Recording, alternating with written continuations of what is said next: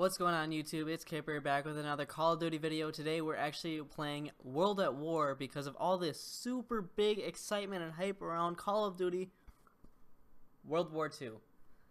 I actually got the hat for pre-ordering. It's pretty cool, I think. So today we're going to talk about some of the things that I saw on the live stream. I've been watching the live stream, I've been taking notes, and some of the notes I actually took, I got my little notepad. Some of the things I took was they confirmed Nazi zombies. Nazi zombies, they completely confirmed it in this live stream. The only thing though about it is they only showed one image. I'll actually show the image right now on the screen so you guys can see it. But that's all they did. They just showed the image and nothing else. So hopefully maybe we're gonna go back to the completely original zombies. I don't know, but they're probably gonna add some like weird cool stuff to it. Personally, I prefer like the original, like Black Ops 1 World at War zombies, where they didn't really add too much to it. Like I feel like they add a lot to it now, and I don't really care for that. I don't like all the extra stuff they're adding, but we'll see how it is. And I know a lot of people really like zombies, so this is some pretty exciting news for them to confirm zombies. Some other things they actually did talk about. They talked a little bit about multiplayer, just a little bit though.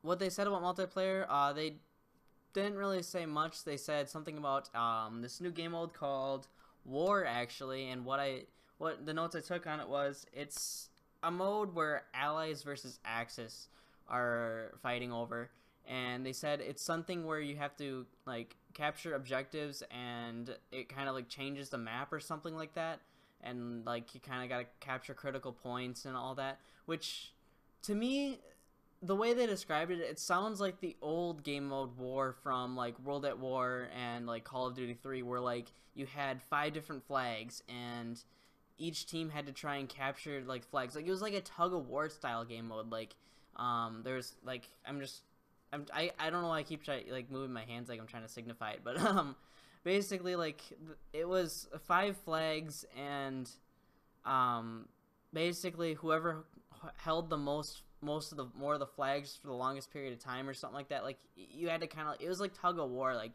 I really can't really describe it anything different than that, but like yeah, it was pretty much tug of war.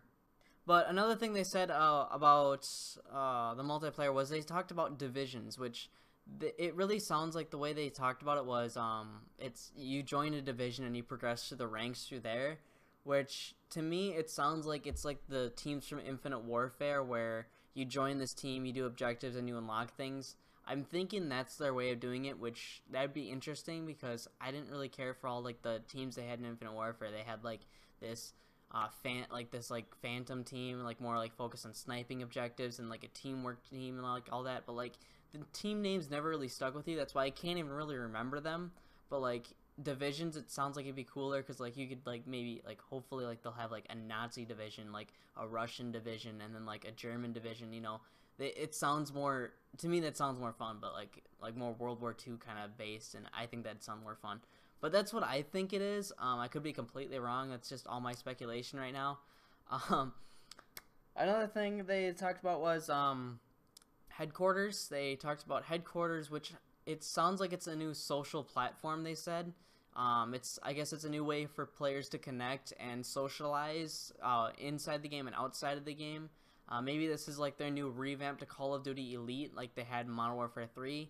It was like back then it was like a clan service. Like you joined and like you would compete, like you could create a clan and like compete in special events and unlock special like camos and stuff for your clans. Maybe this is like a completely revamped and reimagined version of that, because it kind of ultimately failed at the end.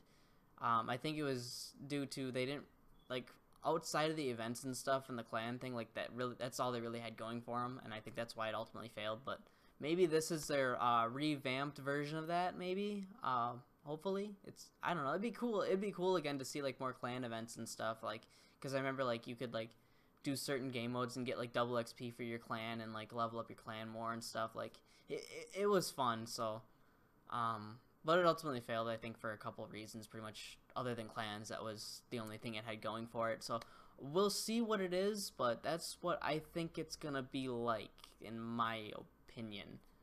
So let's see. Another thing they talked about, and what they talked about other than the story mode, because they really focused the whole live stream on story mode. The other thing they talked about with multiplayer was somebody asked what kind of weapons would we see in there, and they actually did talk about it. What they did, they showed images of the M1 Grand actually, so that is officially being confirmed and making a return back into the game. The M1 Grand. Another gun they confirmed was the Grease Gun. It is a 45 caliber submachine gun. They showed an image of that in actually the live stream. And then another, there's actually two more weapons they talked about, and that was, well, they showed, because they mentioned a couple other ones, but they didn't really confirm it by showing any images. So one more they talked about was the MG42. Yeah, MG42. Looks like it was a LMG, like a belt-fed LMG. So that's one they confirmed, and then they confirmed a sniper rifle called the M1903. And so those are the four weapons they confirmed so far. They've confirmed the M1 Grand, the Grease Gun, the MG42, and then the M1903. Now, they also did mention the STG-44, but they did not show an image of it. They said